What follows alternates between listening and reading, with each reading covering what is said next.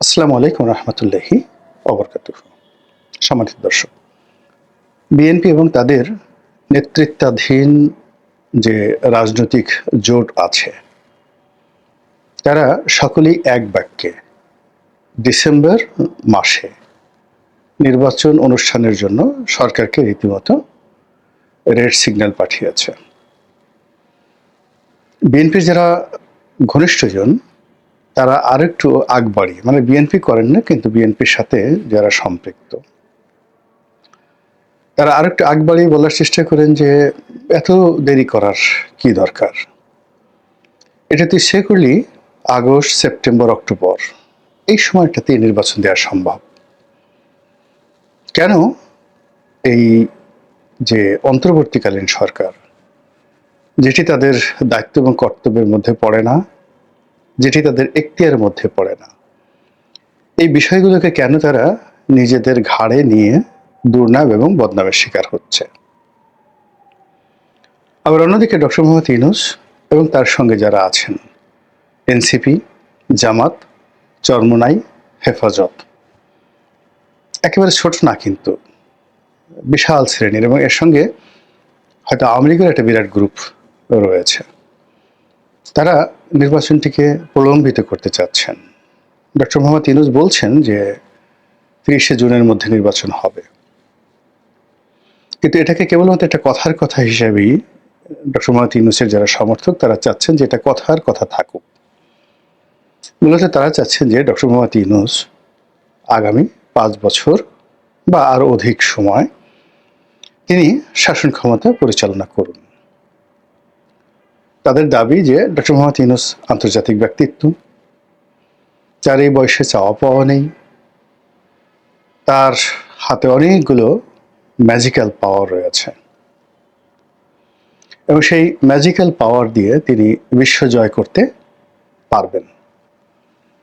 ২ নম্বর হলো যে এই মুহূর্তে বাংলার যে ভঙ্গুর অর্থনীতি, সেক্ষেত্রে যে কোনো বিষয়ের চাইতে অর্থনৈতিক উন্নতিটা হলো আমাদের জন্য সবচাইতে একটি গুরুত্বপূর্ণ বিষয়। ডক্টর মোহাম্মদ ইউনূস তার এই আর্থিক খাতকে স্বাবলম্বী করার জন্য যে সকল মানুষজনকে বিদেশ থেকে এনেছেন, যারা পর্যবেক্ষক, তাদের বক্তব্য হলো ডিসেম্বর মাসে নির্বাচন বা জুন মাসে নির্বাচনের জন্য এই মানুষদেরকে তিনি আনেননি। কেউ আমেরিকা থেকে এসেছেন, কেউ ইংল্যান্ড থেকে এসেছেন, কেউ সিঙ্গাপুর থেকে এসেছেন, তাদের ক্যারিয়ার ছিল, চাকরি ছিল। তো তারা সবাই জানেন যে ডিসেম্বরে নির্বাচন হয়ে গেলে কিংবা জুনে নির্বাচন হয়ে গেলে তারা এই বাংলাদেশে আর জীবনে আসতে পারবেন না এই সময়ের মধ্যে। কাজেই তারা যে এসেছেন, বলতে গেলে আটঘাট বেঁধে তারা এসেছেন এবং তারা যে সকল কর্মকাণ্ড করছেন সেগুলো একটা দীর্ঘ মেয়াদে সরকারের কর্মকাণ্ড চালিয়ে নেওয়ার জন্য তারা যে সকল প্রকল্প নেওয়ার দরকার, যে সকল পলিসি নেওয়ার দরকার, সেগুলো নিয়েই তারা এগুচ্ছেন। তারা খুব ভালো করে জানেন যে তারা বিদেশি বিনিয়োগ আনতে চাচ্ছেন। চট্টগ্রাম বন্দরকে হ্যান্ডেলিং করার জন্য DP World, AP Moller group মানে মার্কস লাইন, এসপিসি মানে সিঙ্গাপুর পোর্ট অথরিটি, এসপিএ যেটা, তাদেরকে দিতে চাচ্ছেন। তো এই কাজগুলো একদিনের নয়, এবং এই কাজগুলো যদি মানে জুনের মধ্যে অথবা ডিসেম্বরের মধ্যে নির্বাচন হয়ে যায়, তাহলে কোনো বিনিয়োগকারী ডক্টর মোহাম্মদ ইউনূসের ডাকে সাড়া দেবেন না। তো সেই দিক থেকে ডক্টর মোহাম্মদ ইউনূস এতটা, যাকে বলা হয়, বেহিসাবে হয়ে পড়েননি, কিংবা এতটা বাস্তব জ্ঞান বিবর্জিত হয়ে পড়েননি যে তার এই স্বল্পকালীন সরকারে বিদেশি বিনিয়োগকারীরা তার কথা মতো আসবেন আর বিনিয়োগ করবেন। তিনি খুব ভালো করে জানেন যে তিনি একটা দীর্ঘ মেয়াদে সরকারকে এগিয়ে নেওয়ার জন্য যে মাস্টার প্ল্যানে এগুচ্ছেন, আর সেই মাস্টার প্ল্যানকে এগিয়ে নেওয়ার জন্য পাইপলাইনে তার বিদেশি বিনিয়োগ লাগবে, বিদেশি বন্ধু লাগবে, আরও অনেক কিছু। এই জন্য তিনি চীন বলেন, আমেরিকা বলেন, পাকিস্তান বলেন, তাদের সবার সঙ্গে একটা যুগপৎ সম্পর্ক স্থাপন করতে চাচ্ছেন। এবং সেই সম্পর্কটি হবে কৌশলগত সম্পর্ক। তিনি যদি খুব অল্প সময়ের জন্য আসতেন, ভারতের সঙ্গে তার কোনো বিরোধিতারও দরকার ছিল না, কোনো বন্ধুত্বেরও দরকার ছিল না।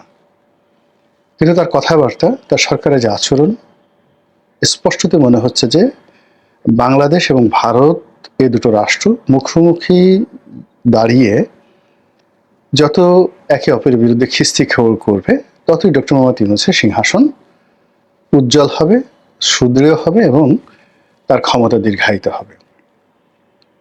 আপনারা যদি ভারতীয় পত্র পত্রিকা থেকে শুরু করে ভারতীয় মিডিয়ার বক্তব্য শুনেন, দেখবেন যে সেখানে দিবারাত্র খিস্তি খেউড় করা হচ্ছে ডক্টর ইউনূসের বিরুদ্ধে।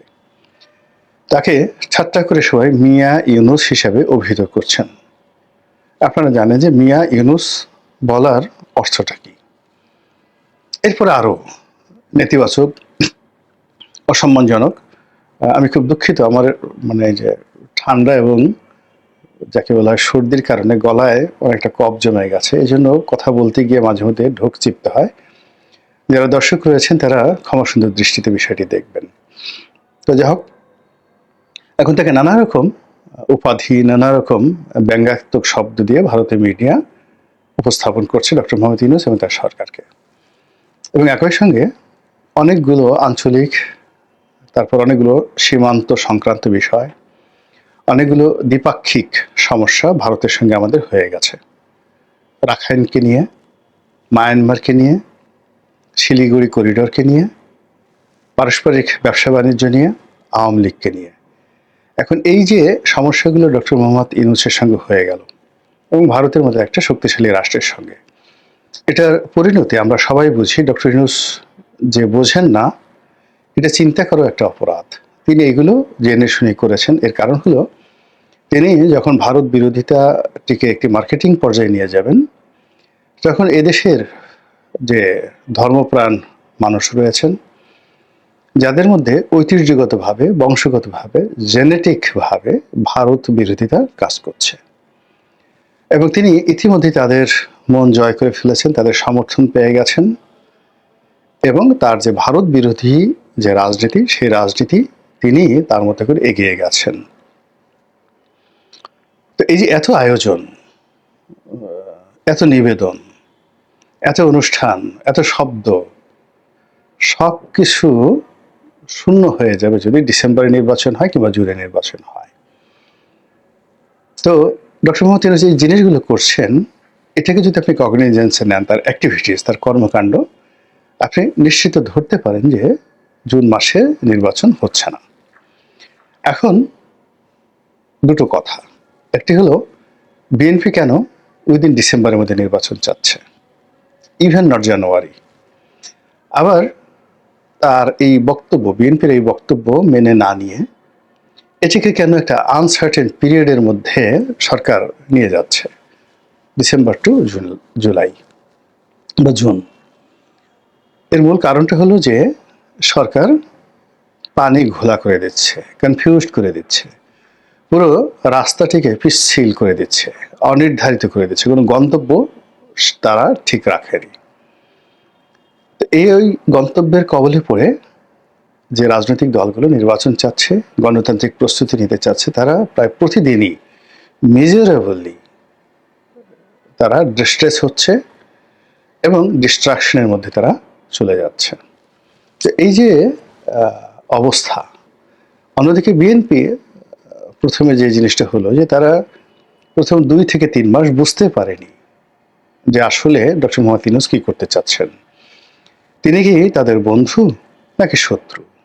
তিনি কি তাদের জন্য শুভার্থী, নাকি তিনি তাদেরকে একটা হ্যামিলনের বাঁশিওয়ালার মতো করে ধ্বংসের অতলান্তের দিকে তাদেরকে বাঁশি বাজিয়ে বাজিয়ে নিয়ে যাবেন? এটা তারা বুঝতে পারেনি। তারা যখন 2025 সনের জানুয়ারি ফেব্রুয়ারিতে এই জিনিসটি বুঝতে পেরেছেন, তখন বিএনপির সর্বনাশ হয়ে গেছে। সারা বাংলাদেশের চাঁদাবাজি, দখলদারিত্ব, পারস্পরিক হানাহানি, মারামারি, কাটাকাটি থেকে শুরু করে দুর্নাম এবং বদনামির সঙ্গে সঙ্গে বিএনপির শীর্ষ নেতৃত্বের মধ্যে এক ধরনের আতঙ্ক এই সময়ের মধ্যে তৈরি হয়ে গেছে। দ্বিতীয়ত, বিএনপি এই সময়ের মধ্যে বন্ধুহীন হয়ে গেছে। ফলে তাকে শক্তি প্রদর্শন থেকে শুরু করে, জিত প্রদর্শন থেকে শুরু করে একটা টাইম লাইন দিয়ে তার কর্মী এবং সমর্থকদের নিকট নিজেদের আধিপত্য বিস্তার করার ছাড়া কোনো উপায় নেই। এবং এজন্যই তারা এই ডিসেম্বরকে ডেডলাইন হিসেবে তারা বলে দিয়েছে। এখন সমস্যাটা হলো যে বাংলাদেশের যে সার্বিক অবস্থা যদি এভাবে চলতে থাকে, তাহলে কোনো অবস্থাতেই নির্বাচন ডিসেম্বরও সম্ভব নয়, জুনও সম্ভব নয়, কোনো নির্বাচনই সম্ভব নয়। এখন যা কিছু চলছে এতে অরাজকতা চলছে, অরাজকতা বাড়বে, অর্থনৈতিক দুরবস্থা চলছে, এটা আরও বাড়বে। এমনকি যদি দুর্ভিক্ষ হয়ে যায় তাও অস্বাভাবিক কিছু নয়।